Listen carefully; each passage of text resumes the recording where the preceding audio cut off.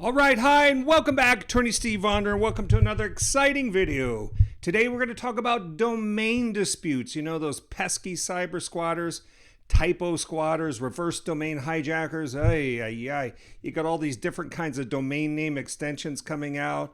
.biz, .net, .io, .org, .com, .everything's all kinds of .attorney, .lawyer, .name, .me, .info, everything. So it can get pretty confusing, and when your trademarks are at issue and your brand is at issue, it's not fun and games anymore. So without further ado, let's head to the Attorney Steve litigation whiteboard. All right, so we're talking about the domain dispute, the UDRP, Uniform Domain Name Resolution Policy. Now I have it over here if you want to try to visualize how this all works here. So you have your registrars. They're the registrar, I should say. They're the ones that help you register your domain names. Okay, it's like for me, example, I use GoDaddy, not paid, not endorsed, and nothing like that, but I just love GoDaddy. I've got my own rep over there. Me personally, I own over 600 domains, maybe over 700. Don't tell my wife.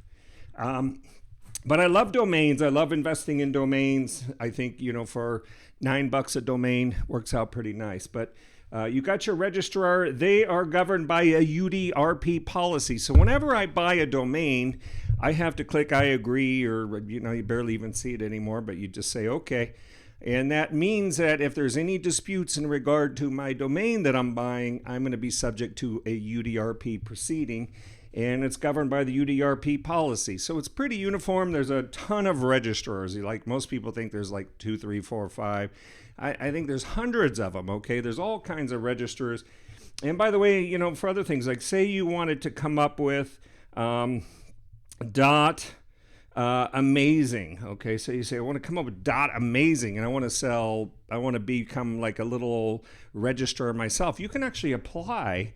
And last I checked, this was years ago, it was about $500,000 you could apply to get your own domain. So you could get a couple investors together and say, you know, I want to market and sell an extension. So that's what's going on. And you see all these extensions out there. That's what's going on. Okay. So a lot of companies are in it, the registrars.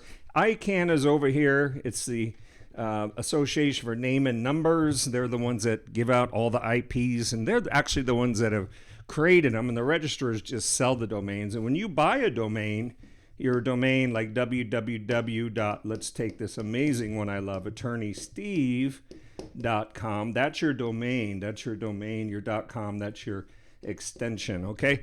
So this is what's going on. Now, if somebody's messing with your brand, of course that upsets you, and you may want to initiate a lawsuit. But it's, in fact, you could go to court. You could go to federal court. Let's just get cut to the chase on that. You can file a cybersquatting lawsuit under the ACPA, the Anti-Cybersquatting Consumer Protection Act. You can do that, but it's expensive, and a lot of times the people that are trying to hijack your domains, they're trying to do it for profit. They're trying to make some money. They're hoping they get your attention and that you'll pay them off or something to get their domains. Well, smart businesses like my clients, they don't do that. They don't go for that. So anyway, sometimes you have to defend your brand. So this is the process. It's real quick, pretty simple. It's a lot shorter, a lot less expensive than a federal court lawsuit. I mean, probably finding a copyright lawyer, you're probably going to be in $5,000 just right off the bat to file a federal court lawsuit. So it's a lot less expensive coming over here, as I show, paying $1,500 or $2,000 for a domain. So anyway, you file the complaint just like a lawsuit. You have your what you call your annexes, which is really just your exhibits. They call it annex. I hate using the word because when you say see attached annexes, it doesn't work so well.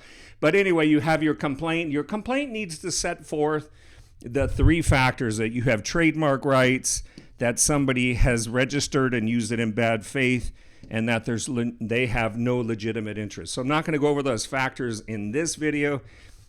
Make sure you subscribe. I'm going to do that in another video. The 3 factors a complainant must prove to win. You want to win one of these, not just file them.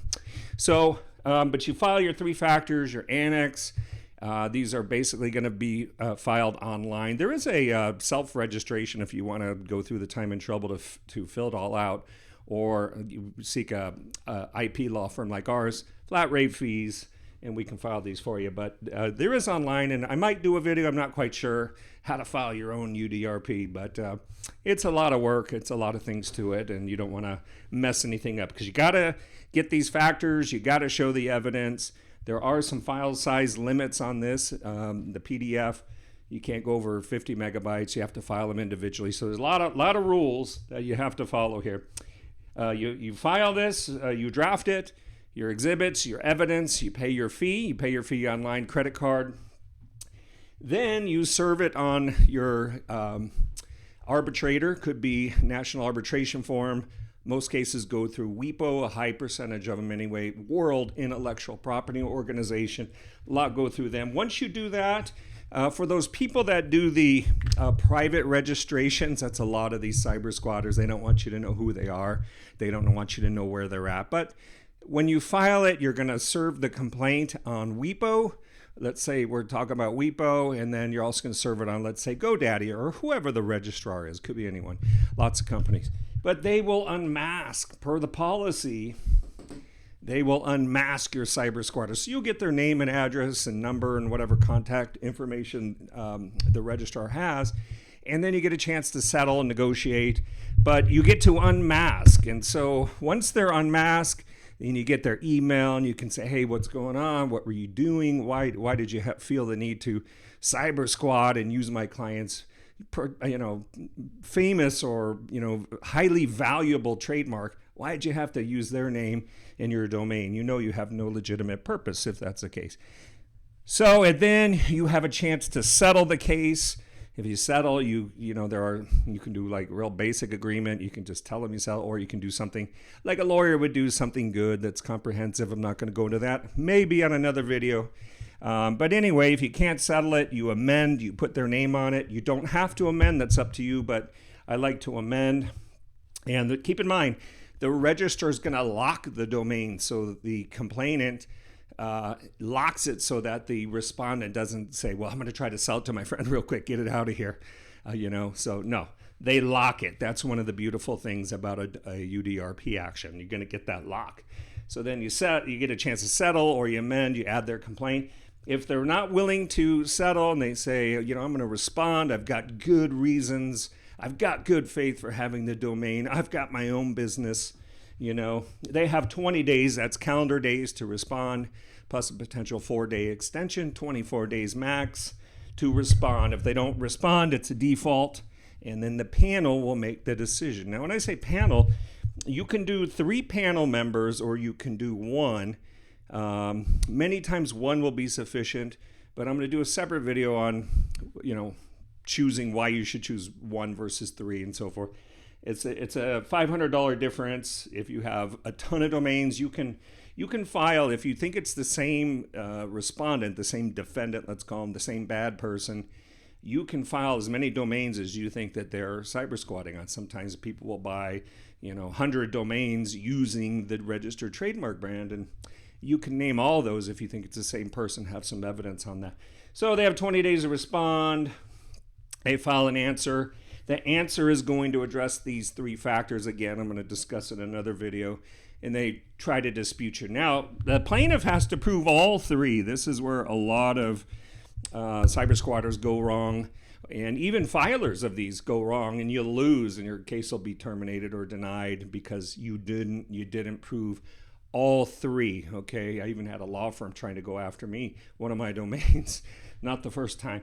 But you have to prove all 3 of these, okay? All 3 of these. They respond. There's potential to file supplementals. So I have supplemental up here, but don't count on it. The arbitration panel does not need to hear it. An arbitration panel is usually lawyers with expertise in trademark law, or even sometimes retired judges, okay? So you got the supplemental, and then there's just going to be a decision. Now, it's not a hearing. You don't show up and get sworn in, and a jury and all that. It's just an arbitrator is going to make the decision based on the pleadings, the annexes, the evidence, and the arguments, okay? And then you're going to get a decision, and, figure you're going to have a decision probably within 45 days, 60 days, somewhere in there. And then, of course, if a party wants to appeal, they can appeal, or they can file federal court proceeding, you know, they can try to go into court and just, because what happens is these decisions, they really don't have deference when you go into a, let's say you go into federal court. The federal court's going to say, okay, what happened there? The other party's probably going to say, well, there's no deference there. Now, if you're in like a malicious prosecution or a wrongful institution of civil proceedings, of course you have to point out what these schmucks did over here. You have to point that out, okay? But now you can go to federal court. Again, time, money, costs, think about it. And there's also RDNH, is what we call reverse domain name hijacking. I'm not going to go over that today. I got another video. It's going to be a very good video. You're going to like it, so make sure you subscribe. But that's the general process. It's quick, way better than federal court, way less expenses. And if you find a great attorney like Attorney Steve, right there, this domain, .com, you got to get the .coms, baby. You know, we can help you with your trademark or your UDRP issues, whether it's WIPO, National Arbitration Forum, or something in between, okay? So I hope that's helpful. Now you know more about UDRP processes, domain disputes, than your average bear. Make sure to subscribe. I hope you liked the video. Thank you for watching. And again, we got some more videos on this topic and a lot of other topics coming up in 2022. It's going to be a great year. I wish you could see my list of how many videos that I want to do, all these different topics. Stay tuned. You're going to learn a lot here. There's not too many lawyers that give you this good stuff. So thank you for watching. I got to run. Bye now.